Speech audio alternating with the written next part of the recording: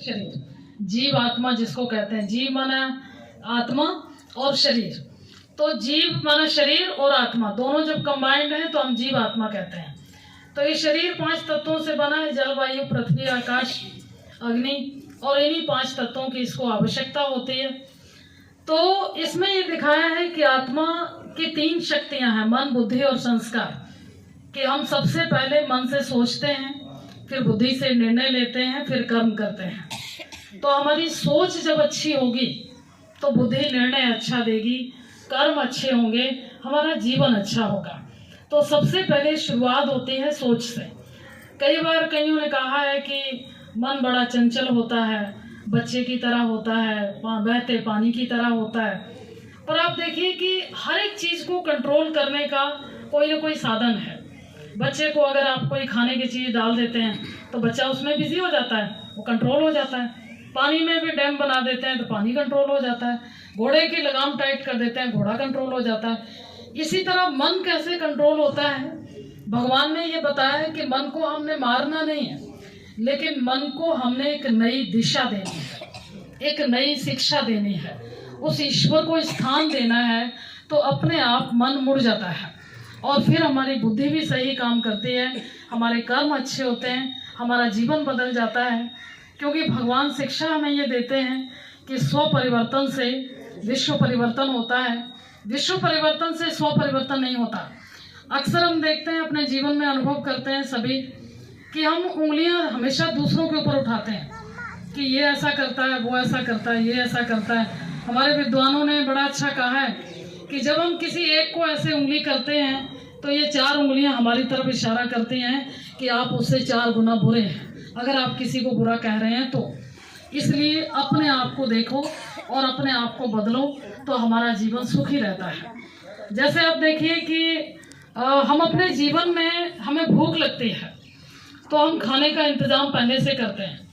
उस समय हम गेहूं बोने नहीं जाते हैं, पहले से इंतजाम घर में होता है, भूख लगती है, हम टाइम टू टाइम खाना खा लेते हैं।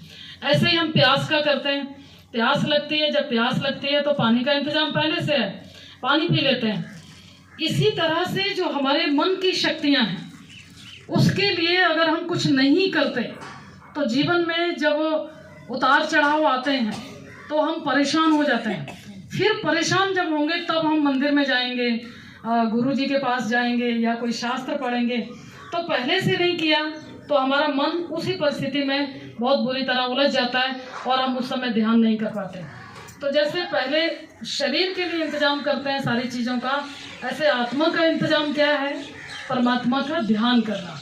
जो परमात्मा इस धरती पर आकर के राजयोग सिखाते हैं। एक मिनट।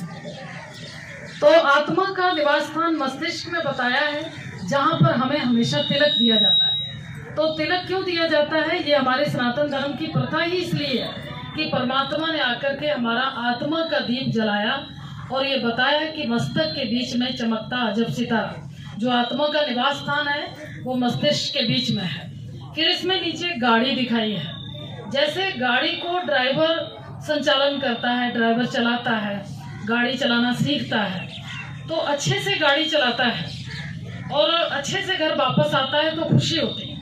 अगर कहीं एक्सीडेंट होता है, भले वो राइट साइड था लेकिन किसी ने रॉन्ग साइड से आकर मारी, तो भी घर वाले ये कहते हैं आकर के कि तुम्हें गाड़ी चलाना नहीं आती तो क्यों लेकर गए थे। तो माना कि अगर हमें ये शरीर रूपी गाड़ी चलानी नहीं आती है तो हम जीवन में दुखी होते हैं, परेशान होते हैं, अशांत होते हैं। ईश्वर ने इतना प्यारा, इतना सुंदर ज्ञान दिया है जिससे हमें ये शिक्षा मिल जाती है कि ये शरीर रूपी गाड़ी कैसे चलानी है। जैसे आपने सभी ने शायद अनुभव किया होगा, जब आप बहुत छोटे रहे होंगे, 5 साल के, 6 साल के, 7 साल के, तो हमें माता पिता शिक्षा देते हैं कि बच्चे झूठ नहीं बोलना, बच्चे किसी के साथ धोखा नहीं करना, बच्चे चोरी नहीं करना, बच्चे बेईमानी नहीं करना। ये सारी शिक्षाएं हमें बचपन से मिलती हैं। पर आज भी हम देखते हैं अपने जीवन में अनुभव करके कि कहीं भी ऐसे मौके आते हैं तो हम झूठ भी बोल देते हैं, हेर फेर भी कर देते हैं, छल भी कर देते हैं और फिर बाद में दुखी भी हो जाते हैं।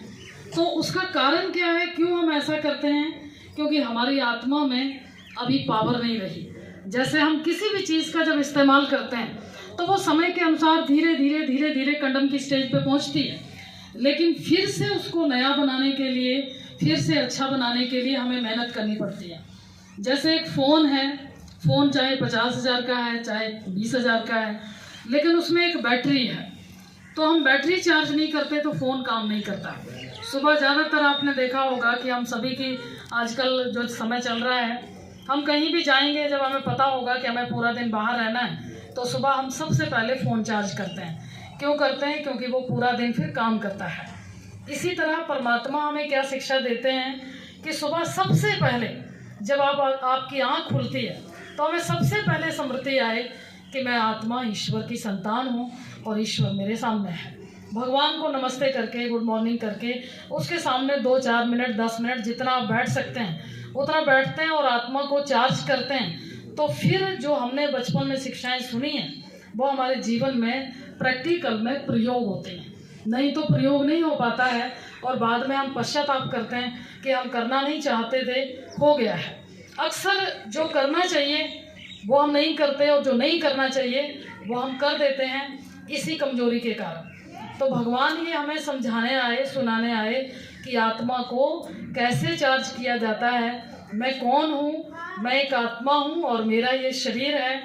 ऐसा नहीं है कि आप आज पहली बार सुन रहे हैं कि हम आत्मा हैं, आप पहले से सुने हुए हैं, सुना होगा आपने, क्योंकि हमारे सनातन धर्म में ये माना जाता है जब किसी की मृत्यु होती है तो दीप जला के रखते हैं और कहते हैं उसकी आत्मा भटक ना जाए, ऐसे आत्मा का वर्णन किया जाता है। लेकिन आत्मा को जानते हैं, समझते हैं, सुना है, पर उसका अनुभव नहीं करते, उसे फील नहीं करते। 1 मिनट 2 मिनट शांति से बैठकर अपने आप को देख कर देखिए कि मैं क्या हूँ, मैं कौन हूँ, मैं कहाँ से आया हूँ, मेरी आत्मा की वास्तविक शक्तियाँ क्या हैं, जिसको हम कहते हैं सुख। हर एक इंसान को सुख चाहिए, हर एक इंसान को शांति चाहिए, हर एक इंसान को प्रेम चाहिए, हर एक इंसान को आनंद चाहिए, शक्ति चाहिए, ज्ञान चाहिए, पवित्रता चाहिए। ये 7 शक्तियां हैं आत्मा की, जिसको हम कहते हैं आत्मा सतोगुणी है, 7 गुणों से संपन्न है। ऑलरेडी उसमें 7 शक्तियां समाई हैं, सिर्फ भगवान हमें इसका प्रयोग कैसे करना ये सिखाने आए हैं। कैसे शांति से रहना, कैसे सभी के साथ प्रेम से रहना, कैसे सुख से रहना। और ये तभी होता है, इसका आधार सिर्फ और सिर्फ एक ही है, ईश्वर की विधिवत याद करना, यथार्थ याद करना।